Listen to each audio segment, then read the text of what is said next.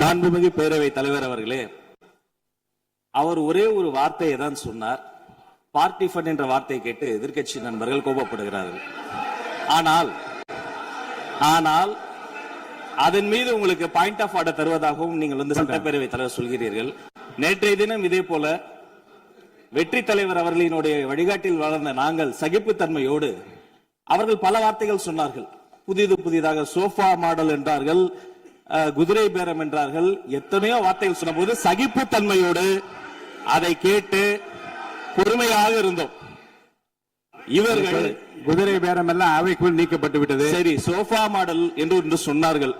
ஆதாரம் கேட்டு இப்படி எழுந்து நாங்கள் கொந்தளிக்காமல் ஒரு சட்டமன்றத்தில் ஒரு உறுப்பினர் எப்படி நடந்து கொள்ள வேண்டும் என்பதற்கு எடுத்துக்காட்டாக தமிழக வெற்றி கழகத்தின் உறுப்பினர்கள் நடந்து கொண்டார்கள்.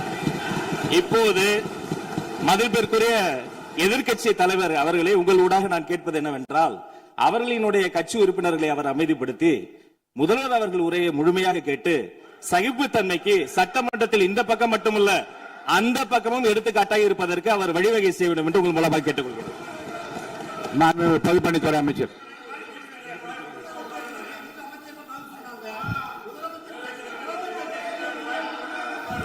மாண்புமிகு பேரவைத் தலைவர் அவர்களே, திராவிட முன்னேற்ற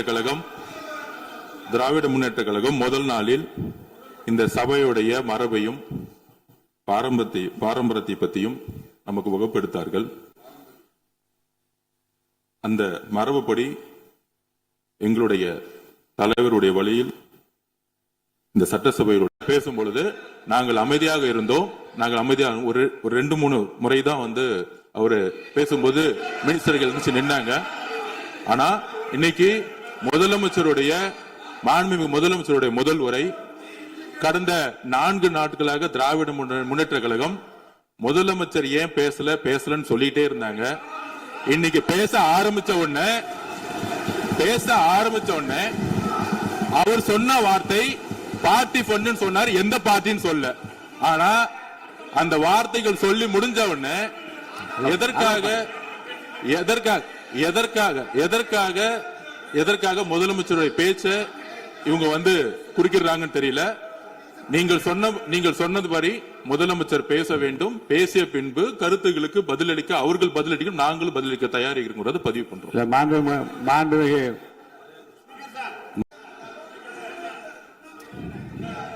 இந்த டாஸ்மாக் மாதிரியே பல டிபார்ட்மெண்ட்லயும் மறுபடியும் சொல்றேன், கட்சி நிதின்ற பேர்ல அடிச்ச கொள்ளைய ஒன்னா கவர்மெண்டோட கஜானாக்குள்ளேயே கொண்டு சேர்த்துக்கிட்டே இருக்கிறாங்க.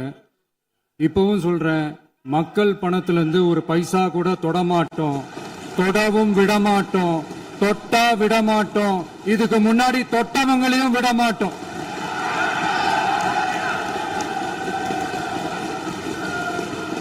ஒவ்வொரு ஊழலா வெளியில வரும் போலே, ஒவ்வொரு வேஷமா கலைஞ்சிரும் போலே, இங்க இருக்கிற நிறைய பேரு நடுங்கி போய் இதுல நம்ம மேல அவதூறு வேற.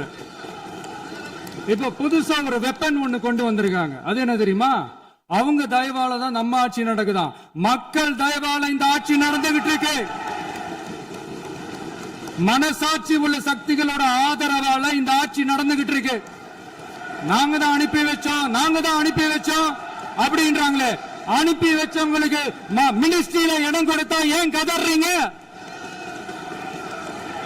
ஏன் இவ்வளவு கோபம்? ஏன் இவ்வளவு கதறல்ஸ்? இதுல இன்னொரு முக்கியமான விஷயம், மார்க்சிஸ்ட் கம்யூனிஸ்ட் கட்சி நமக்கு ஆதரவு கொடுத்தது சுயேட்சையா எடுத்த முடிவுன்னு சொல்றாங்க. அதே மாதிரி இந்திய கம்யூனிஸ்ட் கட்சி நமக்கு ஆதரவு கொடுத்தது சுயேட்சையா எடுத்த முடிவுன்னு சொல்றாங்க. இதுல எங்க இருந்து நாங்க தான் அனுப்பி வச்சோம்னா புரியலையே. மக்களுக்கு நல்லா புரியும், எல்லாத்தையும் தெளிவா பார்த்துக்கிட்டு இருக்கிறாங்க.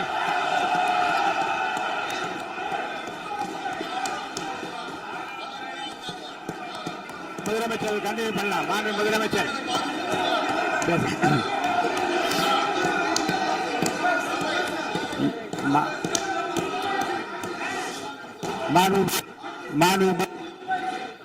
மாண்பு நம்ம பட்டியலின சகோதரர்களுக்கு எத்தனை அமைச்சர் பதவி கொடுத்தீங்கன்னு கொஞ்சம் சொல்ல முடியுமா? ஆனா நம்மளுடைய அரசுல 8 அமைச்சர் பதவிகள் யாருக்கு? நம்ம பட்டியலின சகோதரர்களுக்கு. எல்லாம் நம்ம அண்ணன், நம்ம தம்பி, நம்ம தங்கச்சிங்க. அண்ணல் அம்பேத்கர் அவர்களுடைய கிட்டத்தட்ட 100 ஆண்டு கால கனவு இப்ப நிறைவேறி இருக்கு.